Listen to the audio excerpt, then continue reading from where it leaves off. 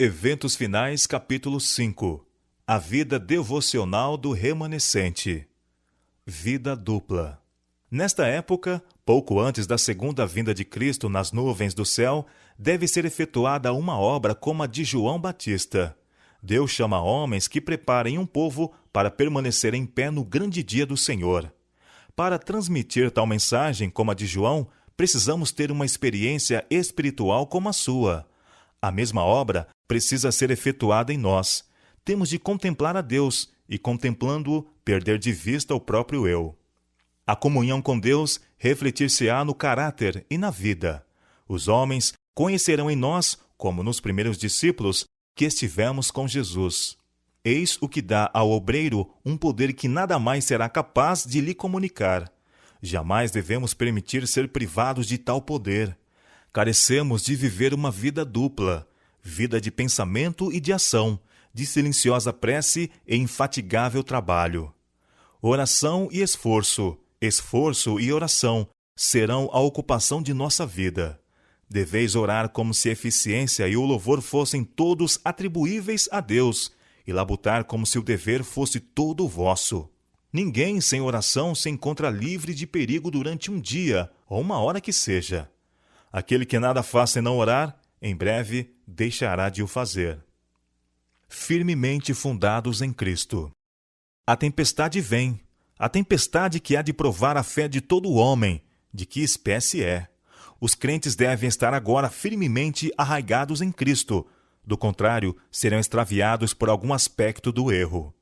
Far-nos-ia bem passar diariamente uma hora a refletir sobre a vida de Jesus. Deveremos tomá-la ponto por ponto e deixar que a imaginação se apodere de cada cena, especialmente as finais. A única defesa contra o mal é Cristo habitar no coração mediante a fé em sua justiça.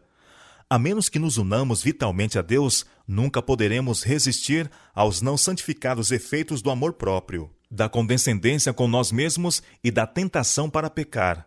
Podemos deixar muitos hábitos maus, podemos, por tempos, separar-nos de Satanás, mas, sem uma ligação vital com Deus pela entrega de nós mesmos a Ele, momento a momento, seremos vencidos. Sem conhecimento pessoal com Cristo e constante comunhão, achamo-nos à mercê do inimigo. E havemos, afinal, de fazer-lhe a vontade. Cristo, e Ele crucificado, eis o que deve constituir o tema de nossas meditações, de nossas conversas e de nossas mais gratas emoções. Moldados pelo Espírito Santo.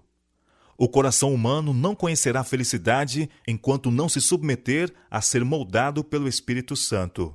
O Espírito afeiçoa a renovada alma ao modelo, Jesus Cristo.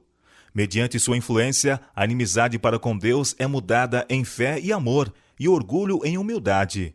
A alma percebe a beleza da verdade, e Cristo é honrado em excelência e perfeição de caráter. Não há um impulso de nossa natureza, nenhuma faculdade do espírito ou inclinação do coração que não necessite achar-se a todo instante sob a direção do Espírito de Deus. O Espírito nos ilumina as trevas, informa nossa ignorância e ajuda-nos em nossas múltiplas necessidades. Mas a mente precisa dilatar-se constantemente para Deus. Caso seja permitido que se introduza aí o mundanismo, se não temos desejo de orar, nem desejo de comungar com aquele que é a fonte de força e sabedoria, o Espírito não habitará em nós. A necessidade de estudar a Bíblia. Nenhum coração renovado poderá ser conservado em estado de aprazibilidade sem a aplicação diária do sal da palavra. A graça divina deve ser diariamente recebida, do contrário, homem algum permanecerá convertido. Seja a vossa fé consubstanciada pela palavra de Deus. Agarrai firmemente o testemunho vivo da verdade. Tende fé em Cristo como Salvador pessoal. Ele tem sido e será sempre a nossa rocha dos séculos. Os cristãos devem estar se preparando para aquilo que logo irá cair sobre o mundo como terrível surpresa. E esta preparação deve ser feita mediante diligente estudo da palavra de Deus e pelo levar a vida em conformidade com seus preceitos. Pessoa alguma, a não ser os que fortalecem o espírito com as verdades da Escritura, poderá resistir no último grande conflito. Apenas os que forem diligentes estudantes das Escrituras e receberem o amor da verdade estarão ao abrigo dos poderosos enganos que dominam o mundo. Nosso povo precisa compreender a palavra de Deus. Carecem de um conhecimento sistemático dos princípios da verdade revelada, que os habilitará para o que há de vir sobre a terra e os impedirá de serem levados em roda por todo o vento de doutrina. Entesourar as Escrituras na memória. Várias vezes, cada dia, preciosos e áureos momentos devem ser dedicados à oração e ao estudo das Escrituras, nem que seja para guardar na memória um só texto, a fim de que haja vida espiritual na alma. A preciosa palavra de Deus é a norma para a juventude que quer ser fiel ao Rei do Céu. Estudem eles as Escrituras, entesourem na memória texto sobre texto e adquiram o conhecimento daquilo que o Senhor disse. Edificai um muro de passagens bíblicas ao vosso redor, e vereis que o mundo não poderá demoli-lo. Entesourai as Escrituras na memória e retrucai então a Satanás quando ele vier com as suas tentações. Está escrito. Foi dessa maneira que o nosso Senhor enfrentou as tentações de Satanás e resistiu a elas. Pendurai as preciosas palavras de Cristo na galeria da memória. Elas devem ser muito mais apreciadas do que o ouro ou prata. Ao trabalhar, tende convosco uma Bíblia de bolso e aproveitai toda oportunidade para entesourar na memória suas preciosas promessas. Chegará o tempo em que muitos serão privados da palavra escrita. Se, porém, essa palavra é gravada na memória, ninguém poderá tirá-la de nós. Estudai a palavra de Deus, entesourai na memória suas preciosas promessas, para que, quando formos privados de nossas Bíblias, ainda estejamos de posse da palavra de Deus. Apocalipse 14. Uma âncora para o povo de Deus. Nesses últimos dias, é nosso dever determinar o pleno significado das mensagens do primeiro, do segundo e do terceiro anjo. Todas as nossas transações devem estar de acordo com a palavra de Deus. As mensagens do primeiro, do segundo e do terceiro anjo estão todas unidas e são reveladas no 14º capítulo do Apocalipse, desde o verso 6 até o fim. Muitos que abraçaram a terceira mensagem não têm tido experiência nas duas mensagens anteriores. Satanás compreendeu isto, e seu olho mau estava sobre eles para os transtornar. Porém, o terceiro anjo lhes estava apontando o lugar santíssimo, e aqueles que tinham tido experiência nas mensagens passadas estavam a apontar-lhes o caminho para o santuário celestial. Muitos viram a perfeita cadeia de verdades nas mensagens do anjo, e alegremente as receberam em sua ordem, e pela fé seguiram a Jesus no santuário celestial. Estas mensagens foram-me representadas como uma âncora para o povo de Deus.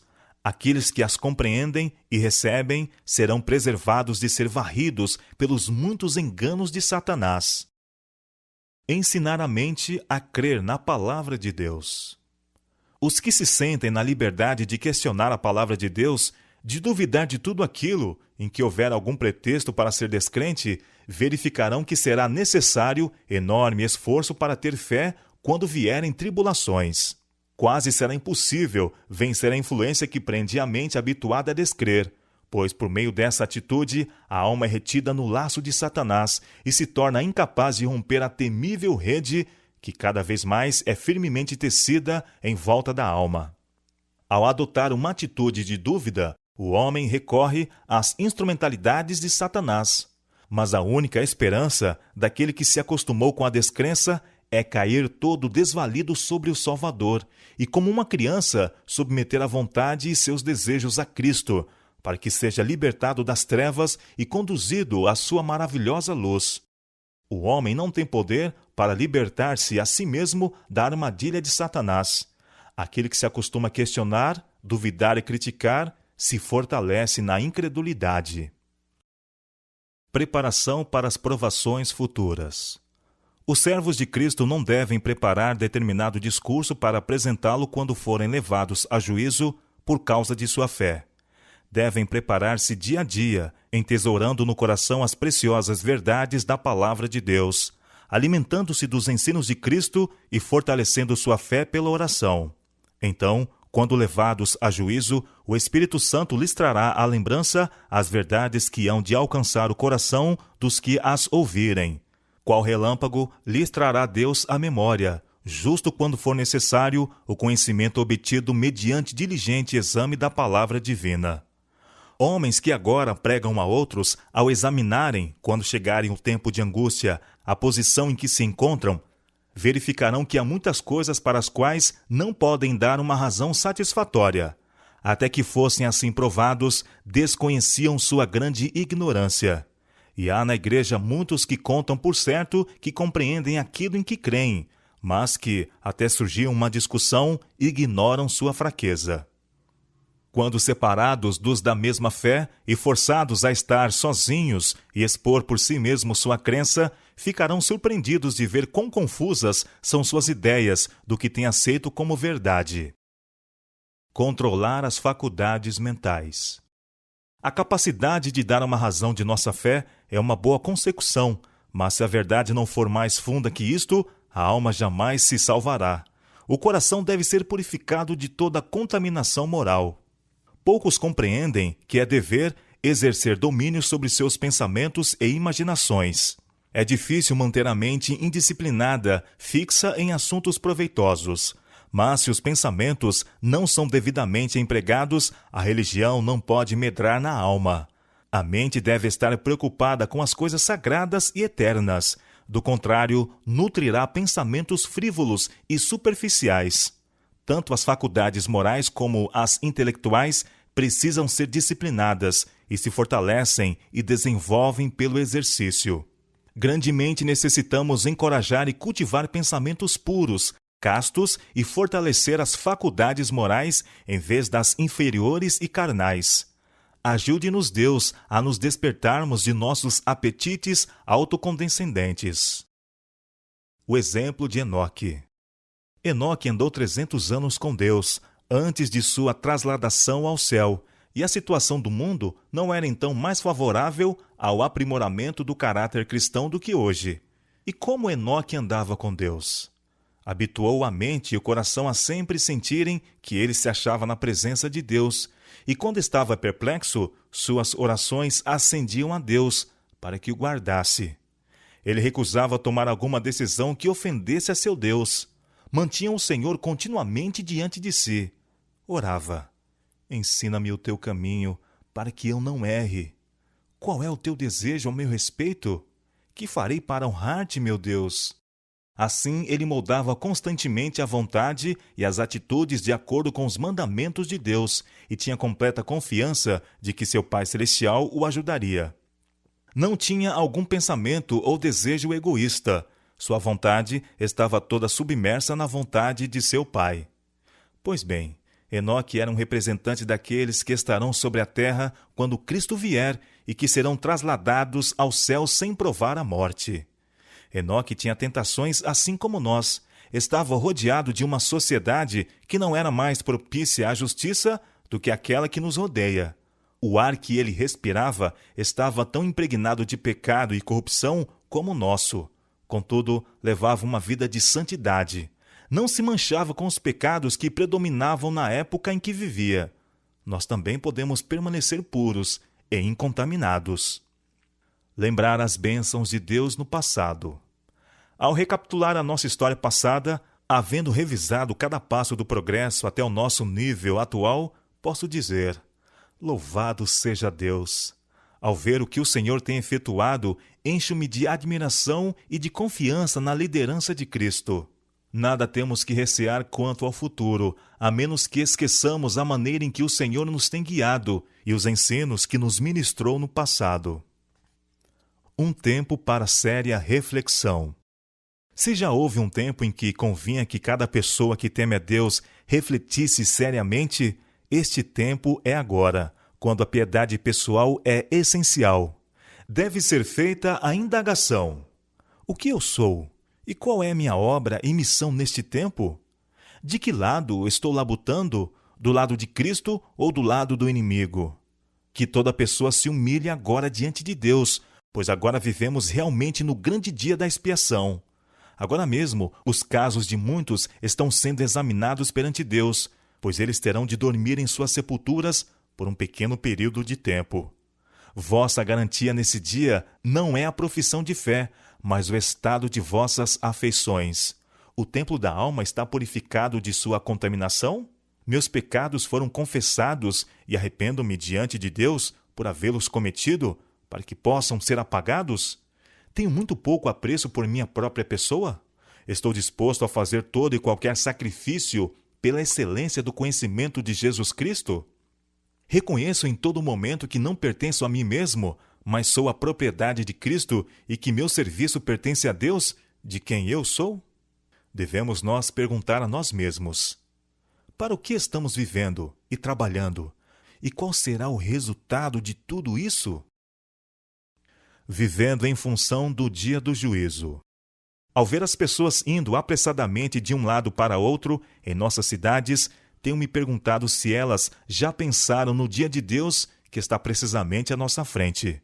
Cada um de nós deve estar vivendo em função do grande dia que não tardará a vir sobre nós. Não nos podemos permitir viver sem nos referirmos ao dia do juízo, pois ainda que muito retardado, está agora próximo, mesmo às portas, e se apressa muito. Breve, a trombeta do arcanjo fará estremecer os vivos e despertará os mortos. Preparados para a volta de Cristo.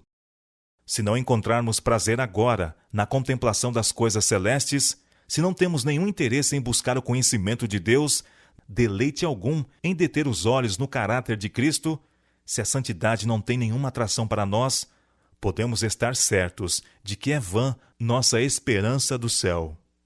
A perfeita conformidade com a vontade de Deus é o elevado objetivo a estar sempre diante do cristão. Terá prazer de falar acerca de Deus, de Jesus, do lar puro e bem-aventurado que Cristo preparou para os que o amam. Ao meditar nesses temas, quando a alma se apacenta das benditas promessas de Deus, é representado pelo apóstolo como provar as virtudes do século futuro.